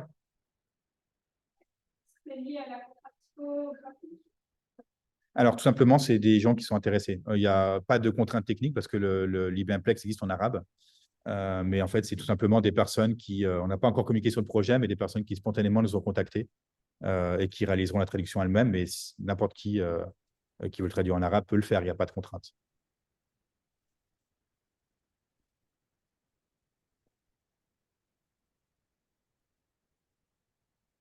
Ouais, alors les retours, les feedbacks, Guillaume, mais c'est une question sur les feedbacks. Bah, pour l'instant, il n'y en a pas vraiment parce que les seuls usages, c'est plutôt Guillaume et moi-même qui les portons. Donc, alors, de ce point de vue-là, ils sont positifs. On a notamment utilisé le kit dans beaucoup, beaucoup de conférences. Franchement, on ne les compte même plus, mais c'est un minima une trentaine. Et aussi dans de la formation continue, formation pour adultes auprès de la HEG, dans un CAS. Donc, les CAS, c'est des diplômes certifiants qui coûtent assez cher, que vous pouvez faire après un master quand vous vous rendez compte qu'il vous manque des compétences ou vous n'avez pas bien suivi les cours qui étaient proposés dans vos écoles, sauf que c'est plus gratuit cette fois. Et donc là, ça nous a vraiment, on a pu constater que ça fonctionne, que les personnes comprennent mieux grâce à notre kit. Maintenant, on n'a pas encore de feedback de personnes qui se servent du kit de façon indépendante. Ça, on pourra vous en donner dans les mois à venir, mais c'est encore trop tôt pour vous dire. On n'a pas d'exemple de personnes qui ont téléchargé la police ou des schémas et qui l'utilisent sans nous. Donc pour l'instant, c'est un usage interne. Allez-y, oui.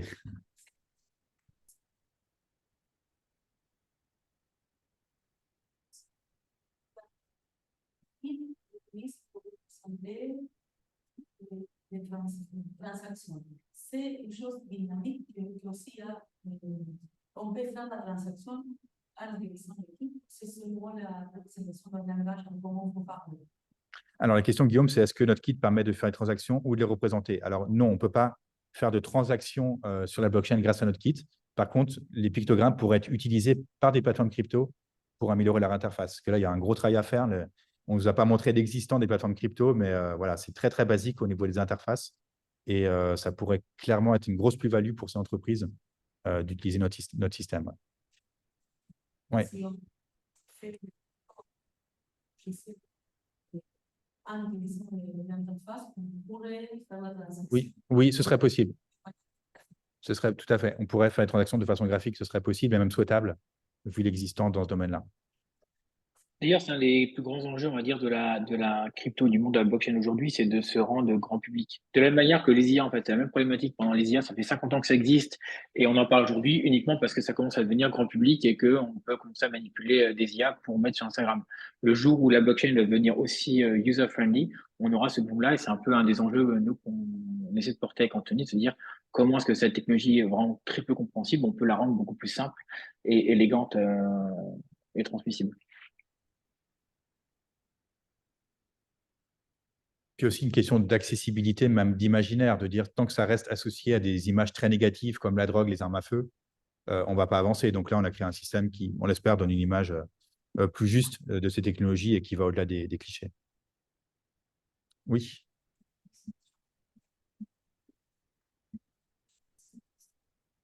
Ah oui, la bulle, tout à fait. Elle sert à rien. Elle sert à rien. On voulait avoir un élément visuel qui, en fait, c'est dynamique par rapport au pointeur. En fait, c'est juste une. Voilà, ça sert à rien. C'est juste qu'on avait envie d'avoir un élément qui dynamise la page pour casser la grille trop rigide. Et donc, c'est nos graphistes, Élise et Kevin, qui nous ont proposé ce système-là. Voilà. On retrouve dans le poster par ailleurs. Oui, elle est en bas, En 3 fois, bas on du fait ça. poster. Tout à fait. Ouais. Je sais pas, devant, oui. Ah, pardon, tant pis. On prendra toutes les questions, on aura le temps. Allez-y, oui. Qui veut parler? Je vous laisse gérer entre vous je vous laisse gérer entre vous la parole.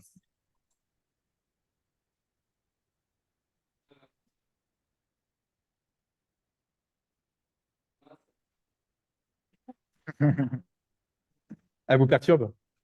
Alors pour l'instant, on ne peut pas les activer, mais on pourra demander à un développeur de mettre une option. Ouais. Pour désactiver la bulle? Ouais. Ah, on nous a fait la remarque aussi. Ouais. Pour l'instant, ce n'est pas possible. Mais le code est libre, donc après, vous pouvez refaire le site et l'enlever. Mais pour l'instant, ce n'est pas possible. Ensuite, oui, allez-y. Ouais.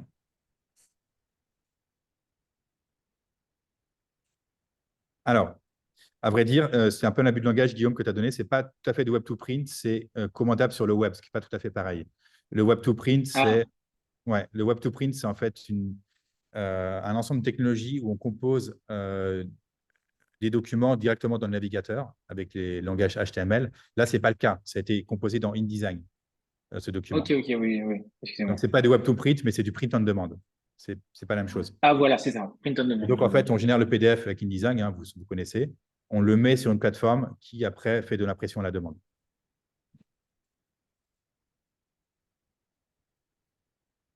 Alors, les deux, parce que sur le site, donc la question, Guillaume, c'est est-ce que les personnes peuvent imprimer elles-mêmes ou est-ce qu'elles doivent commander? Les deux sont possibles, parce qu'on a mis le PDF en téléchargement sur le site. Je crois même qu'on a mis l'assemblage InDesign également en téléchargement. Normalement, on a tout mis, ouais. Donc, vous pouvez même Du télécharger moins, le tout fichier est sur InDesign. le GitHub, tout sera sur le GitHub, ouais. Donc, Après, en vrai, pour 4 francs, je crois que ça vous coûtera quand même moins cher de commander sur Ulule que de l'imprimer ici à l'aide à 20 centimes la page. Mais bon, après. voilà. Ou donc, voilà. Et si vous voulez pas vous embêter à faire le façonnage, vous pouvez le commander pour 4 francs. On ne gagne pas d'argent dessus. Hein. C'est uniquement les coûts de production du prix on demande. Mais par exemple, si vous voulez refaire le kit, acheter des pictogrammes ou même pour un événement, on peut télécharger les sources InDesign et tout recomposer. Alors, au fond, oui, il y a deux questions. Je vous laisse vous répartir.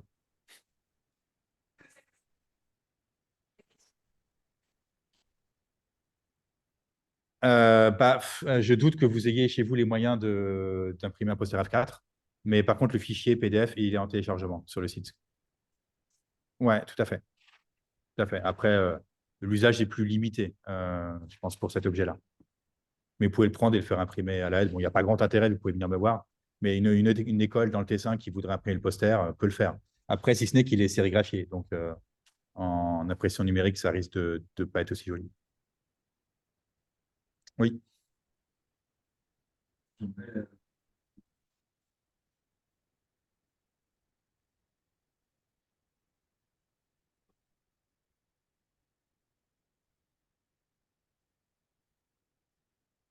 Ouais.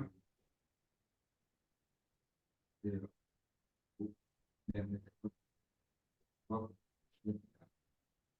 te laisse répondre, Guillaume. Qu'est-ce qu'on peut acheter avec la Oui. crypto-monnaie autrement que des armes et de la drogue? Et aussi, Déjà, pourquoi en ce n'est pas fait, une bonne idée de le faire? Parce que vous pouvez le faire, mais d'où vous expliquer pourquoi ce n'est pas une bonne idée de le faire. on peut acheter tout et on peut tout acheter. L'objectif de la crypto-monnaie, c'est surtout de remplacer des monnaies ou des systèmes où les banques n'existent pas. Aujourd'hui, on a tous une carte bancaire dans la poche, on a tous des comptes bancaires, ça nous paraît évident, sauf qu'il y a encore 1 tiers à 2 tiers de la population mondiale qui n'a pas accès à un compte bancaire, donc qui sont complètement débancarisés. Et pour ces personnes-là, du coup, le commerce en ligne est impossible. Donc, en fait, on a les 2 tiers de la population mondiale qui ne peuvent pas transvaguer, qui ne peuvent pas se développer économiquement parce qu'on ne leur offre pas les outils économiques nécessaires. Et la crypto-monnaie, pour eux, sont une aubaine incroyable. Là, c'est un exemple parmi tant d'autres, mais on va dire que le spectre sous lequel il faut regarder la crypto-monnaie ou la blockchain en général est très, très différent selon si on le regarde du point de vue occidental ou si on le regarde de pays émergents ou très différents. C'est-à-dire qu'effectivement, ici, on va plutôt voir tout ce qui est les bulles spéculatives, les dérives financières, les critiques, toute la culture un peu politiquement assez particulière. Alors que si on regarde dans le reste des parties du monde, c'est des aubaines énormes et importantes pour une émancipation financière, une émancipation économique, pour développer des économies, pour sécuriser là où il y a des instabilités politiques. Donc à chaque fois, le point de vue sur lequel on regarde la crypto-monnaie influe énormément sur les activités qui y sont associées. Et résumer ça effectivement à quelques inactions qui avaient pu faire au début de la crypto-monnaie, ce qui sont effectivement avérées, mais qu'aujourd'hui ne sont absolument plus le cas, c'est surprenant parce qu'on ne fait pas ces critiques-là par rapport au dollar. Aujourd'hui, l'argent de la drogue, ce n'est pas la crypto-monnaie, c'est le dollar ou l'euro. Et pourtant, on ne fait pas une critique de l'euro en disant, mais ça, c'est vraiment l'argent de la drogue. Ça n'a absolument aucun sens. En fait, tout Mais ce qu'on simplement. peut acheter, on peut absolument tout acheter et tout transactionner. Vu qu'en fait, il y a des échanges aujourd'hui qui sont faits en temps réel. Aujourd'hui, les gens, ils ont des cartes Visa avec de la crypto-monnaie derrière. C'est-à-dire qu'il y a un taux de change qui se fait à la volée à n'importe quel type d'achat, n'importe où dans le monde. Donc, ce qu'on peut acheter, on peut acheter pareil qu'avec n'importe quelle carte bancaire. Peut-être pour compléter ce que dit Guillaume, si vous voulez aujourd'hui, j'enregistre en plus, mais acheter de la drogue, faites-le pas en Bitcoin. Parce que du coup, les monnaies sont traçables. C'est-à-dire que c'est un registre où toutes les transactions sont enregistrées. Donc, c'est la pire façon d'acheter de la drogue. Parce qu'en fait, on Oui, peut très facilement vous retrouver parce que tout est enregistré. Donc, la seule façon de garantir l'anonymat, c'est le cash. Et donc, ça va être l'euro ou le dollar. Ensuite, pour d'autres usages plus positifs, si on prend, peut-être vous connaissez Western Union, donc des personnes qui sont en Occident et qui ont de l'argent dans des pays les remittances, du Sud global, les remittances, c'est des volumes monstrueux. Et Western Union prend 300 environ milliards par an. 300 milliards. Western Union prend environ 10% de commission pour juste transiter l'argent. Donc, c'est proportionnel à ce que vous envoyez. Aujourd'hui, vous envoyez, et en plus, c'est assez long en termes de délai, vous envoyez aujourd'hui, grâce à la crypto, des sommes, à vrai dire, potentiellement illimitées. Vous pouvez envoyer demain 1 million. Ce sera immédiat et vous paierez juste les frais d'écriture dans la blockchain, donc de quelques centimes. Donc, ouais, là, il y a un usage très concret, social de la blockchain qui va à l'encontre de ça. Et puis, un exemple de pays, le Salvador. Avec l'Ukraine aussi, l'Ukraine et la Russie, ou même Ah avec oui, Joe Assange, il y a beaucoup de pays, il y a des instabilités économiques importantes. Aujourd'hui, il y a des pays où il ne peut plus envoyer de l'argent à sa famille qui pourrait se trouver par exemple, en Russie ou qui pourrait se trouver dans des pays instables parce qu'en fait, on a supprimé complètement les passerelles. Julian Assange, qui était un exilé politique, aujourd'hui, ses comptes bancaires ont été saisis et bloqués. Sa seule manière de survivre a été évidemment la crypto-monnaie. Aujourd'hui, pas mal de journalistes ou de réfugiés politiques survivent grâce à la crypto-monnaie pour s'émanciper, on va dire, de régimes politiques autoritaires. Donc, encore une fois, il y a une grande différence entre la crypto-monnaie à l'usage en Suisse, où il n'y a quasiment aucun usage. La Suisse est un pays le plus stable du monde, que ce soit politiquement, économiquement, financièrement, et l'usage de la crypto-monnaie en Équateur ou dans une majeure partie de l'Afrique, où par exemple aujourd'hui, là, on sait que le franc CFA, et c'est toujours la France qui émet la monnaie dans la majeure une partie du continent africain, ce qui fait que certains pays n'ont pas de souveraineté économique et on pourrait se poser la question de vouloir contrer cela. Et comment on le fait? Eh bien, évidemment, en utilisant des monnaies qui sont hors d'État, acéphale, avec par exemple l'Équateur, le Brésil pose la question, le Japon pose la question. Donc de nombreux pays aujourd'hui posent la question de revenir avec cet étalon or numérique qui est à mon sens la meilleure analogie qu'on puisse faire de Bitcoin, donc de l'or numérique. Mais bon, ça c'est vraiment une autre aujourd'hui, histoire qui est oui, les cas de mon cours du mercredi ouais. soir. Aujourd'hui, garde en tête qu'il y a des pays en Afrique qui ne peuvent même pas produire leur propre monnaie physique. Donc, c'est la Suisse ou la France qui impriment les billets de banque pour certains pays en Afrique. Donc, vous imaginez quand même, c'est très, très grave ce qui se passe. Et donc, du coup, ces pays-là se posent la question de dire, si déjà notre propre monnaie, ce n'est pas la nôtre, finalement, on aurait plus de liberté, paradoxalement, en abandonnant une monnaie propre à notre pays pour aller vers une monnaie complètement internationale. Et donc, c'est ce qu'a fait le Universel. Salvador. Le Salvador, du coup, il y a déjà 2 ans, a déclaré que Bitcoin serait la deuxième monnaie officielle du pays. Donc, ils n'ont pas remplacé, mais ils l'ont ajouté. Et donc, tous les commerçants du pays ont obligation d'accepter Bitcoin comme pour leurs transactions, parce qu'eux, ils avaient un gros problème par rapport au dollar. C'est-à-dire que les gens dans le pays convertissaient systématiquement les gains en dollars et donc leur monnaie valait plus rien, avec une inflation complètement énorme et plus les frais de transaction des banques de leur monnaie précédente vers le dollar. Et donc, ils ont fait ce calcul et c'est un pays aujourd'hui qui va, c'est pas la seule raison, mais qui va quand même mieux. Oui.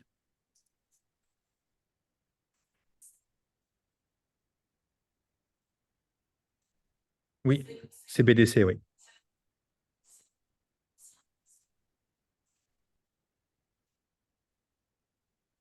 Oui, pour le yuan numérique, oui, mais bientôt dans l'Europe aussi. Ça arrive en Alors, Europe. Oui, tout à le fait. CBDC, aujourd'hui, le seul réel cas d'usage, c'est le 100 dollars aux Bahamas. Et après, il y a des expérimentations. Il est déjà mis en place dans une partie du pays en Chine, le yuan dollar. Et après, il y a vraiment des développements qui sont faits aux États-Unis, également en Europe, effectivement. Mais c'est vrai que comme souvent, on l'a vu pendant le Covid, hein, de dire voilà, en Chine, c'est terrible, on surveille les gens, on les flics, etc. Et puis au final, 2, 3 ans après, on fait la même chose en Europe. Je mets la Suisse de côté, hein, j'inclus l'Europe au sens Union européenne et je ne mets pas, pas au sens géographique. Voilà. Oui.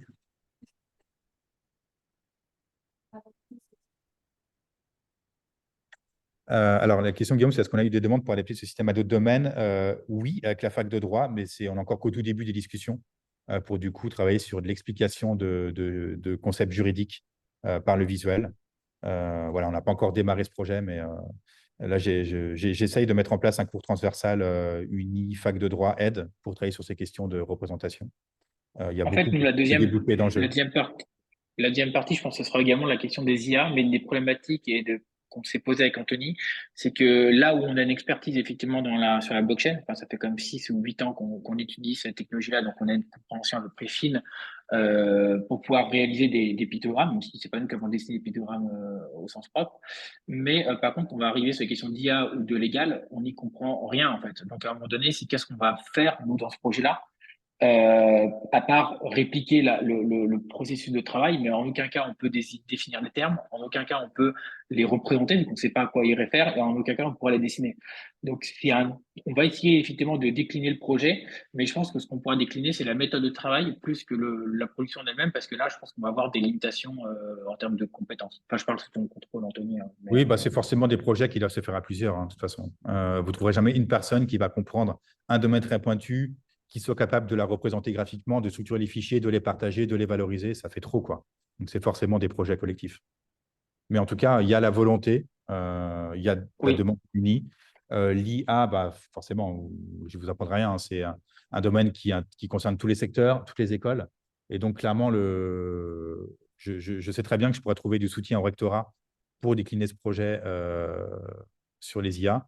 Après, c'est une question de temps qu'on a, Guillaume et moi-même. Pour l'instant, on est sur d'autres projets. On n'a pas encore pris le temps de se poser là-dessus puis de voir comment on avance sur les IA. Je pense qu'on arrivera à le démarrer en 2024, mais pas avant. Ça, ce projet, il s'est terminé avant l'été, je précise, hein, c'est tout récent. Le cours s'appelle Actualité de la recherche, donc on vous montre des choses en cours. On ne l'a même pas encore communiqué, donc c'est pour ça aussi qu'on n'a pas eu beaucoup de demandes.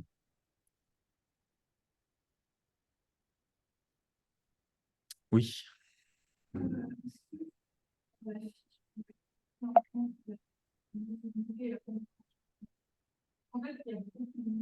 oui.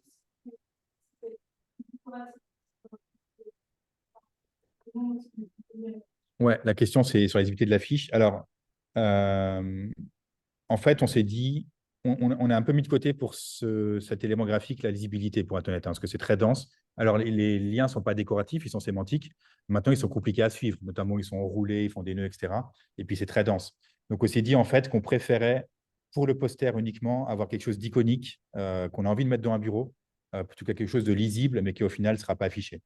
Donc, on a pris ce parti pris d'avoir un poster visuellement fort avec les didactiques qui est mis de côté, qui, à mon sens, est beaucoup plus puissante dans le livret, qui est beaucoup plus simple à lire. oui. Mais ça, on s'est dit, c'est presque un logo, quoi, presque un emblème. On s'est dit, voilà, on met ça, les gens ont envie de l'afficher, ils trouvent ça cool, et d'ailleurs, ça marche. Ils se retrouvent dans des bureaux de personnes au canton, etc. Alors qu'à la base, ces personnes n'auraient jamais mis ce genre de document dans leur bureau, quoi. Ah oui, par contre, il est juste scientifiquement. Par contre, est-ce qu'il est lisible? Ça, c'est autre chose. Oui.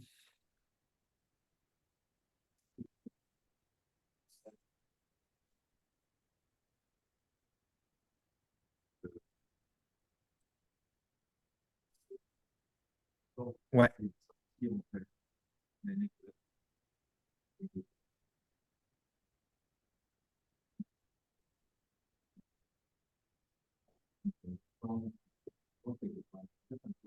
Oui.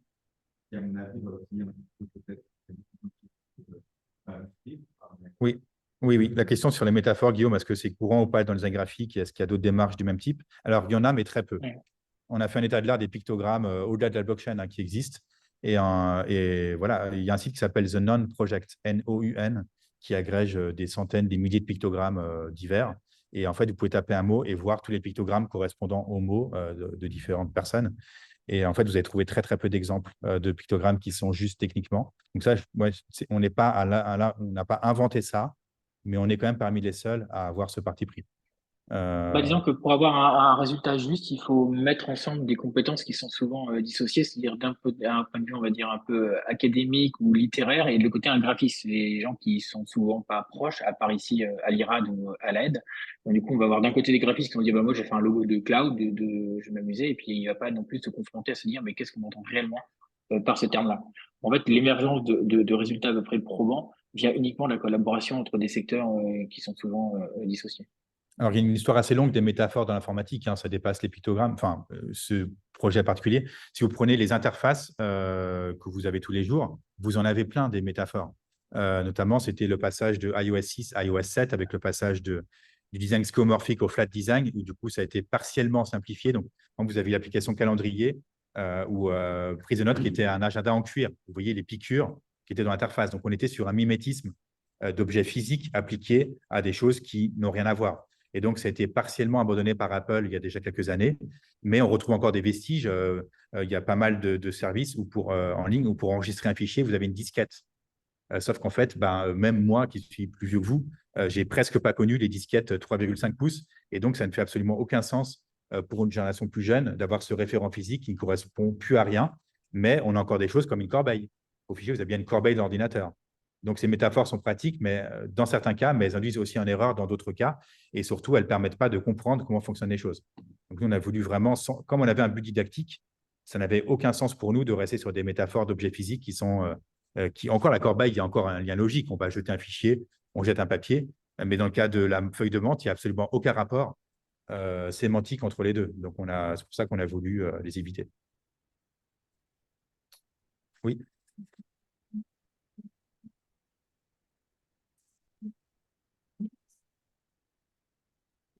Ouais. Typiquement sur le site de en gros, tu vas tout faire mettre sur le site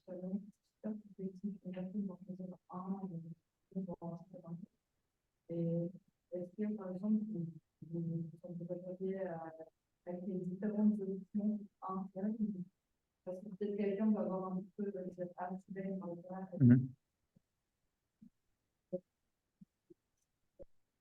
Alors, Guillaume, la question, c'est est-ce qu'on considère le projet comme fini et est-ce qu'on pourra proposer un système de personnalisation des formes si ça ne plaît pas à des gens? Alors, des gens, on a mis les pictogrammes sur notre project. Ça, c'est important pour vous répondre. On est passé trop vite sur cette slide-là.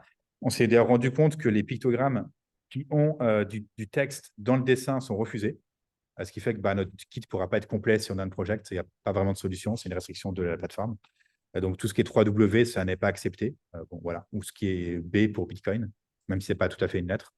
Après, je pense que… alors, c'est une réponse assez complexe, en tout cas, à plusieurs étages que je vais vous donner. Est-ce qu'il est complet? Sans doute pas, parce que les technologies blockchain évoluent. D'autres protocoles peuvent se rajouter, d'autres services, notamment, on n'en a pas parlé, mais on a réduit au maximum les services commerciaux dans le kit, parce que du coup, il y a plein d'entreprises qui ont des logos. Et donc, c'est une question de est-ce qu'on met des logos de ces entreprises ou pas, et si oui, lesquels on choisit. Et du coup, on fait de la pub pour ces entreprises, alors que c'est un projet de recherche non commercial. Donc, on a réduit au maximum, on a gardé Ether et quelques plateformes vraiment très, très…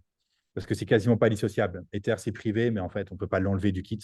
Donc, on a gardé tout à fait le minimum, mais demain, on pourrait très bien être payé par les entreprises pour ajouter des logos dans le kit. Ça, ou d'autres technologies. Ensuite, sur la personnalisation des formes, ça, je pense que ça demanderait trop de travail. Et en fait, la réponse, elle est dans la licence. C'est-à-dire que dès lors qu'on donne les sources des pictogrammes à télécharger, quelqu'un qui a les compétences de modifier ces formes peut les personnaliser.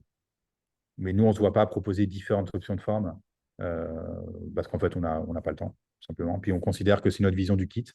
Et après, c'est les licences libres qui font que d'autres personnes peuvent les modifier. De la même façon que je vous ai montré un exemple du site web qui a été fait par une autre personne pour un usage qui n'a rien à voir dans le domaine de la science-fiction. Cette personne a travaillé avec un développeur qui a pu réadapter le code et en faire un autre usage. Je ne sais pas si vous avez une question. Oui. Ouais. On donne les sources. On donne les sources et après, n'importe qui peut s'en emparer. La limite, c'est qu'il faut les compétences.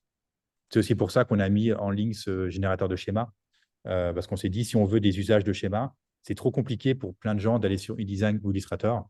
Et donc, on a créé un outil entièrement dans le navigateur qui ne nécessite aucune compétence technique, où du coup, un professeur de main d'économie peut composer son schéma, le télécharger, le mettre dans une slide PowerPoint, sans avoir ouvert quoi que ce soit de la suite Adobe. Après, voilà, idéalement, il aurait fallu, si on voulait aller là-dedans, ce serait possible, mais il faudrait davantage de financement. Il faudrait créer un caractère variable. C'est une technologie de police de caractère avec des options, c'est des sliders où on peut personnaliser les angles, les proportions, etc. Mais des caractères variables sur des pictogrammes, il y en a, mais je ne peux pas vous en citer davantage que 5. C'est parce que c'est très compliqué. Donc, il faudrait définir des axes de déformation et de personnalisation. Et puis, ça ne résoudrait pas tout parce qu'une fois que vous auriez ce caractère variable, quelqu'un qui n'a pas les compétences ne saurait pas l'utiliser. Donc, il faudrait une surcouche qui permettrait de télécharger un état du caractère variable pour en faire un fichier statique, voire même bitmap. Donc, ça nécessiterait un développement technique assez important pour que ça fonctionne. Ce serait possible, mais il faudrait, si vous trouvez 30 000 posé la francs, question si vous à trouvez 30 000 l'époque, francs, est-ce je qu'on paye Océane faisait et on le des… fait, mais on n'avait pas le budget. D'accord. C'est un budget à ce projet. C'est Hein, ça. ouais. Mais il faudrait… Non, il non, faudrait… on s'était posé la question à l'époque si on faisait des schémas responsifs, c'est-à-dire qu'on agrandissait le schéma, c'est-à-dire que Bitcoin, c'est un logo, si on les tire, c'est un principe de blockchain, et si on les tire encore, on aurait le schéma complet de la blockchain, mais en final, c'est vraiment très, très compliqué à mettre en place. Je pense qu'il y a… Moi, je connais peut-être, je pense, 10 type designers dans le monde qui sont capables de faire ça. Ouais, si vous me trouvez 10, 20, 30 000, on le fait, mais on n'a pas le budget ni le temps pour le faire dans le cadre du projet.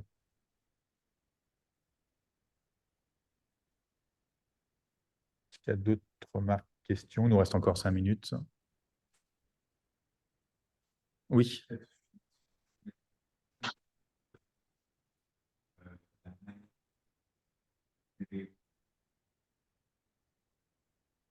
C'est le site.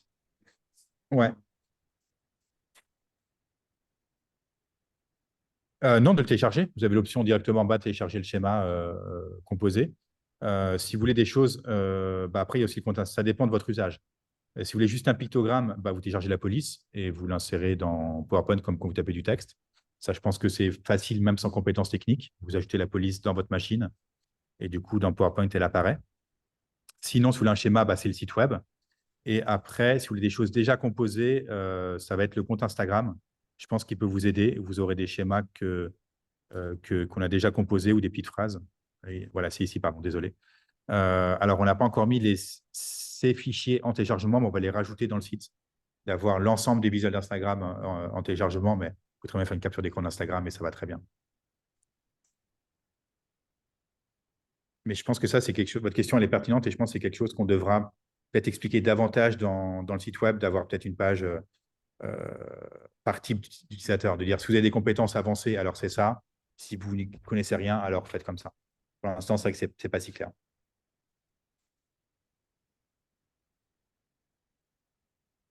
Encore le temps pour une ou deux questions.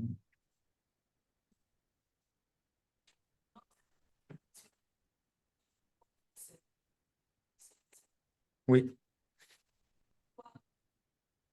Oui, la question sur Guillaume, l'usage du mot polarisé. Je disais, c'est une technologie qui polarise, c'est-à-dire que les volants vont être pour ou contre, voilà, tout très vite. Et en fait, moi qui étudie les technologies depuis pas mal d'années, en fait, j'ai aucun autre exemple de technologie qui polarise à ce point de la blockchain. Moi, il y a des gens qui m'ont banni de Twitter, qui m'ont presque insulté, juste parce que je parlais de blockchain. Je disais que j'étais pro-blockchain, juste parce que j'expliquais comment la blockchain fonctionnait. Et donc, je t'ai rangé dans une case qui, pour ces personnes, était visiblement très néfaste. Et c'est quelque chose que j'ai pas vu ailleurs. J'ai pas vu ça pour les IA, alors que c'est des technologies qui peuvent avoir des usages totalement désastreux pour fliquer les gens, pour discriminer, enfin bref, on l'a déjà vu dans ce cours. Mais la blockchain a ce magnétisme, cette intensité qu'on n'a pas vu ailleurs et qui justifie aussi l'usage du kit. Parce qu'en fait, comme on est pour ou contre, sans même comprendre comment ça fonctionne factuellement, les débats ne s'appuient pas sur grand-chose de tangible. Donc, on va dire que une transaction Bitcoin pollue comme on a des chiffres hallucinants qui circulent en ligne, comme, je ne sais pas, à la limite une usine de pneus, que chaque transaction pollue comme une maison ou la consommation d'un foyer suisse. Enfin, on a vu des chiffres complètement délirants. Tout simplement parce que les gens qui les propagent, et j'inclus dedans les journalistes, ne se sont jamais posé la question de comment ça fonctionne à minima techniquement, quoi. Notamment, il y a une émission récemment sur un média qu'on a pris, c'est Guillaume, qui est Blast, qui a interrogé une journaliste qui a écrit un livre sur la crypto, mais qui est bourré d'erreurs factuelles quand on connaît un temps soit un peu le domaine. Et après, les journalistes vont prendre ces erreurs, les relayer et les amplifier à grande échelle. Bon, malheureusement, ça se vérifie dans d'autres domaines que le Bitcoin, hein, sur les conflits armés, sur tant d'autres choses. Enfin, ça, c'est un débat plus vaste sur les médias. Mais nous, on a voulu essayer de contribuer à notre échelle à clarifier ça sur cette technologie. Mais on le voit sur les IA, hein, de dire, c'est une question qu'on pose souvent, mais est-ce que les IA vont dominer l'humain?